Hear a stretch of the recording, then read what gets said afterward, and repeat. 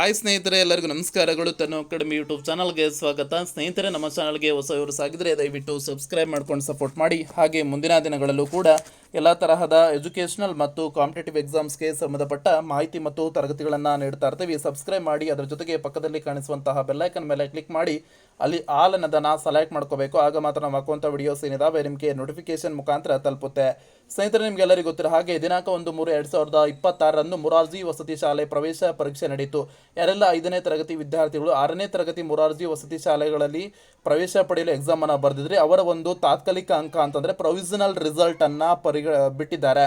So ಆ result ಅನ್ನ ನೀವು ಆಕ್ಷೇಪಣೆಯನ್ನ ಸಲ್ಲಿಸಕ್ಕೂ ಕೂಡ ನಿಮಗೆ ಅವಕಾಶವನ್ನ ಕೊಟ್ಟಿದ್ದಾರೆ. ಯಾವ ರೀತಿ ಅನ್ನೋದಾದ್ರೆ 7/3/2026 ಅಂತಿಮ ಕೀ ಉತ್ತರಗಳು ಅಂತೇಳಿ ಕರ್ನಾಟಕ ಎಕ್ಸಾಮಿನೇಷನ್ ಅಥಾರಿಟಿ ಅವರು ಕೂಡ ಬಿಟ್ಟಿರುವಂತಹದ್ದು.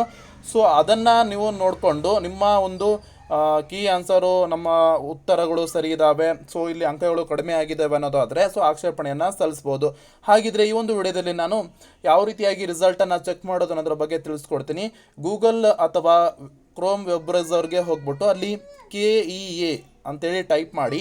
ಆಗ ನಿಮಗೆ ಈ ಥರ ಇಂಟರ್ಫೇಸ್ ಓಪನ್ ಆಗುತ್ತೆ. ಸೊ ಇದ್ರ ಮೇಲೆ ಕ್ಲಿಕ್ ಮಾಡಿ, ಆವಾಗ ಕರ್ನಾಟಕ ಪರೀಕ್ಷಾ ಪ್ರಾಧಿಕಾರ ಅವ್ರದ್ದು ವೆಬ್ಸೈಟ್ ಓಪನ್ ಆಗುತ್ತೆ. ಸೊ ಆವಾಗ ವೆಬ್ಸೈಟ್ ಓಪನ್ ಆದಾಗ ಇಲ್ಲಿ ನೋಡ್ಬೋದು 17/3 ಕ್ರೈಸ್ ಆ್ಯಂಡ್ EMRS 2026 ತಾತ್ಕಾಲಿಕ ಫಲಿತಾಂಶ ಲಿಂಕ್ ಅಂತ ಏನಿದೆ, ಸೊ ಅದ್ರ ಮೇಲೆ ಕ್ಲಿಕ್ ಮಾಡಿ. ಆಗ ನಿಮಗೆ ಇಲ್ಲಿ ಕ್ರೈಸ್ and EMRS 2026 admission provisional result so open ಆಗುತ್ತೆ. ಎಂಟರ್ ಸ್ಯಾಡ್ಸ್ ಐ ಡಿ ಅಂತಂದರೆ ವಿದ್ಯಾರ್ಥಿಗಳದ ಒಂದು ಸ್ಕೂಲಲ್ಲಿ ಕೊಟ್ಟಿರುವಂತಹ ಸ್ಯಾಡ್ಸ್ ಐ ಡಿ ಏನಿರುತ್ತೆ ಅದನ್ನು ಟೈಪ್ ಮಾಡಬೇಕು. ಸೊ ಆಗ ಟೈಪ್ ಮಾಡಿದಾಗ ನಂತರದಲ್ಲಿ ಡೇಟ್ ಆಫ್ ಬರ್ತನ್ನು ಎಂಟರ್ ಮಾಡಿ ಆವಾಗ ಇಲ್ಲಿ ಸಬ್ಮಿಟ್ ಕೊಟ್ಟಾಗ ಸೊ ಪ್ರೊವಿಷನಲ್ ರಿಸಲ್ಟ್ ಅಂತಂದರೆ ತಾತ್ಕಾಲಿಕ ಫಲಿತಾಂಶ ಬಿಡುಗಡೆ ಆಗುತ್ತೆ. ಸೊ ಆ ತಾತ್ಕಾಲಿಕ ಫಲಿತಾಂಶ ಬಿಡುಗಡೆ ಆದಾಗ ಸೊ ನೀವು ಅಲ್ಲಿ ಏನಾದರೂ ಅಂಕಗಳು ವೇರಿಯೇಷನ್ ಆಗ್ತಾ ಇದೆ ಅಂದರೆ ಆಕ್ಷೇಪಣೆಯನ್ನು ಸಲ್ಲಿಸಲಿಕ್ಕೆ ನಾಳೆ ಅಂದರೆ 18/3/2026 ಸಂಜೆ 5 ಗಂಟೆ ಒಳಗಾಗಿ ನೀವು ಆಕ್ಷೇಪಣೆಯನ್ನು ಸಲ್ಲಿಸಬೇಕಾಗುತ್ತೆ.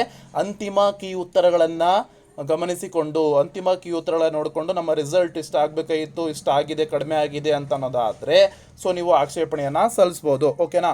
ಈ ಒಂದು ರಿಸಲ್ಟನ್ನು ನೋಡೋದನ್ನು ನಾನು ನನ್ನ ಒಂದು ವಿಡಿಯೋದಲ್ಲಿ ಡಿಸ್ಕ್ರಿಪ್ಷನಲ್ಲಿ ಹಾಕಿರ್ತೀನಿ. ಸೊ ಚೆಕ್ ಮಾಡ್ಕೊಳ್ಳಿ. All the best. ಧನ್ಯವಾದಗಳು.